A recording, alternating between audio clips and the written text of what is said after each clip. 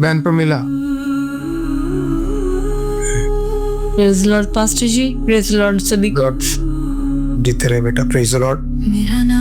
Pastor जी, मेरी testimony है, जैसे मैंने आपसे मेरी बात भी हुई थी इसके बारे में और सारी टीम को भी पता कि लास्ट थोड़े दिनों पहले ही हमारी कोर्ट की जो हियरिंग थी तो हमने प्रे करवाई थी, तो बहुत परेशान थे हम उस तारीख के लिए, क्योंकि लॉयर ने मना कर दिया था हमें कि मैं आपका केस नहीं लूँगा। जो नया लॉयर था उसने भी, क्योंकि वो जितना अमाउंट मांग रहा था उतना अमाउंट पे करने के लिए हमारे पास पैसे नहीं थे, तो हम दोनों परेशान हो गए, कोर्ट में चले गए। हमने कहा जो भी होगा चलो देखेंगे वहाँ पर जाके, क्योंकि कभी निराश नहीं होने दिया खुदावन ने। हम जब भी जाते हैं हियरिंग के लिए प्रे करवा के जाते हैं और खुदावन एक नए तरीके के साथ हमें वापस लेके आते हैं। तो ईमान के साथ हम चले गए, कलाम को पढ़ के और दुआओं के साथ, आप सभी की दुआओं के साथ हम चले गए। तो फिर वहाँ पर जाके जो सिचुएशंस बनी तो कुछ ऐसी थी, मैं बताना चाहती हूँ सभी को कि कोई भी डोले नहीं, कभी भी परमेश्वर में लास्ट तक खड़ा रहे। कभी ये ना सोचे कि ये कंडीशंस जो हैं हमारी अब खत्म, ऐसा ना कोई भी सोचे, क्योंकि खुदावन जो करते हैं हमारी ज़िंदगी में वो एक नया एक्सपीरियंस होता है और एक नई चीज़ को लेकर हमारे साथ हमें खड़ा करते हैं। तो वहाँ पर हमने जाके देखा कि जज साहब ने देखा कि सामने का जो लॉयर था वो भी अवेलेबल नहीं था, लेकिन जज साहब जो थे वो ना एक अलग सी जिद पकड़ के बैठ गए कि आपके लॉयर, वो चाहते तो हमें नेक्स्ट हियरिंग बिना लॉयर के दे सकते थे, लेकिन उन्होंने जिद पकड़ ली कि आपका लॉयर आएगा तो मैं आपको नेक्स्ट हियरिंग जो नेक्स्ट डेट है वो दूंगा, क्योंकि पता नहीं कि इसमें खुदावन का एक नया हमें मिरेकल मिलना था या हमारे लिए एक नया एक्सपीरियंस होना था कि हम सबके साथ इस बात को शेयर कर पाएं।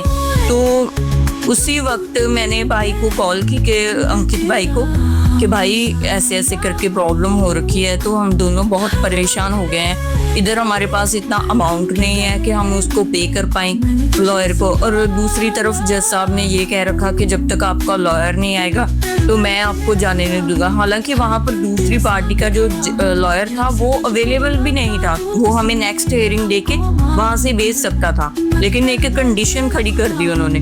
तो अंकित भाई ने उसी वक्त इंटरसेसर्स की प्रे चल रही थी, टीम को भी कहा प्रे करने के लिए और खुद भी उन्होंने हमारे लिए प्रे की।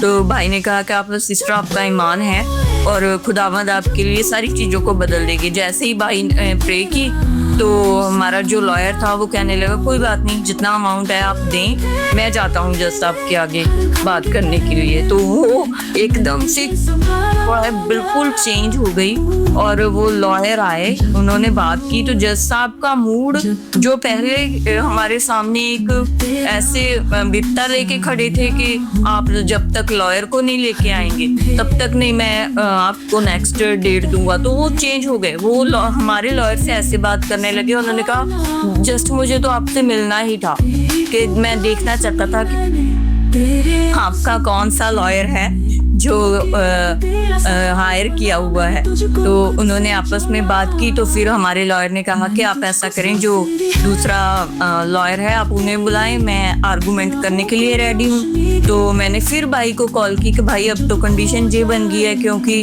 अगर वो आएगा तो बहस होगी तो पता नहीं क्या होगा, क्रॉस पर था हमारा केस। तो भाई ने कहा आप टेंशन ना ले सिस्टर, अगर खुदावंद ने उनकी अंदर से जो आवाज़ दी है तो ये भी खुदावंद की ओर से होगा। और सबसे बड़ी बात ये भाई ने कही कि देखना कि वो लॉयर नहीं आएंगे, तो सच में ये ऐसा ही हुआ। और तकरीबन जज साहब 1 घंटा वेट करते रहे तो दूसरे लॉयर ने बिल्कुल मना कर दिया, वो कह रहा कि मैं नहीं आऊँगा वहाँ पर, आप ऐसे ही मुझे इनको भेज दें, मुझे नेक्स्ट तारीख जो है वो लेके दे दें। और हमारे लॉयर ने जो पॉइंट्स पिछले 4 साल से हमारे केस में मिल नहीं रहे थे, तो लॉयर ने जब फाइल्स रीड की तो उनको 10 मिनट में वो पॉइंट्स मिल गए। उन्होंने कहा कि केस आपके फेवर में हो जाएगा, आप टेंशन ना रहिए। होल्ड ऑन बेटा, गौर से सुनिएगा। अभी हम लोग आज मंडे ट्यूसडे दूसरे रोजे में है और हमारे रोजे जो थे वो शुक्रगुजार गुजारी के हैं केसेस के लिए, नंबर 1। नंबर 2, वीज़ा इश्यूज के लिए, व्हाट्सएवर जो भी वीज़ा इश्यूज हैं, किसी का PR का मसला है, किसी का कार्ड व्हाटएवर, या रिन्यूअल का प्रॉब्लम है, उसके लिए। और तीसरा हमारा घरों के लिए था, और चौथा कर्जे के लिए था। और ये बहुत सारी गवाही कर हम खुदा उनका शुक्र करते हैं कि जो 4 साल से नुक्ता नहीं मिल रहा था और पता नहीं चल रहा था, वो आज मिल गया। और उसकी बेस के ऊपर दूसरा लॉयर जैसे ही आएगा, केस यूं उड़ जाएगा। और सही बेटा जी पास्टर जी। बस ही एक्चुअली जो पुराने हमारे लॉयर थे ना, उनको नहीं समझ आ रही थी। जो हाई कोर्ट से मेरी जमानतें हुई थी, उन्होंने अपने से बड़े वकील को दिए थे। उनकी जज से ऐसी रिलेशन थे, वो मेरे को नहीं पता था कि वो मेरे से रूडली क्यों बात।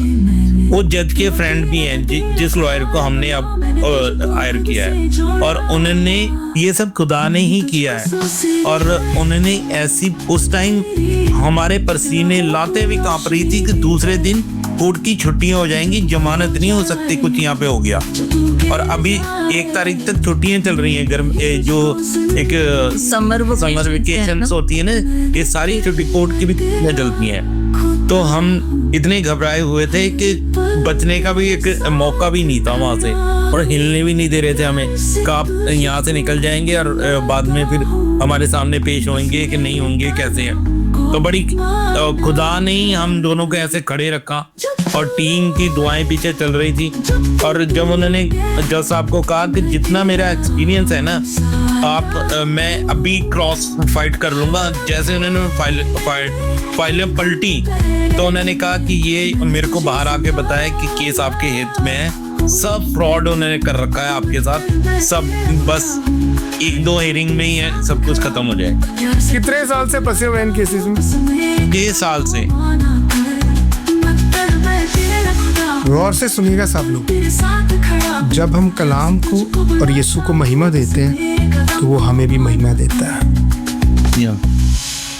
उसका जलाल हमारी जिंदगी में जाहिर होता है, उसकी महिमा हमारी जिंदगी में जाहिर होती है। और ये उसी के नाम को जलाल है, उसी की गवाही के 6 साल से जो केस क्लियर नहीं हो पा रहा था, वो आज एकदम से तेज हो गया।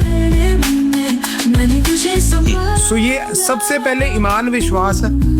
हम जब किसी रोजों की बात करते हैं तो हम अपनी मर्जी से नहीं कहते हैं, हम खुदा के रूह के हुजूर में जो खुदा के रूह कहते हैं हम वही करते हैं भाई, फालतू बात नहीं करते। तो सारा इज्जत जलाल खुदावंद यीशु मसीह नासी को देते हैं कि जो काम 6 सालों से नहीं हो रहा था वो आज हो गया।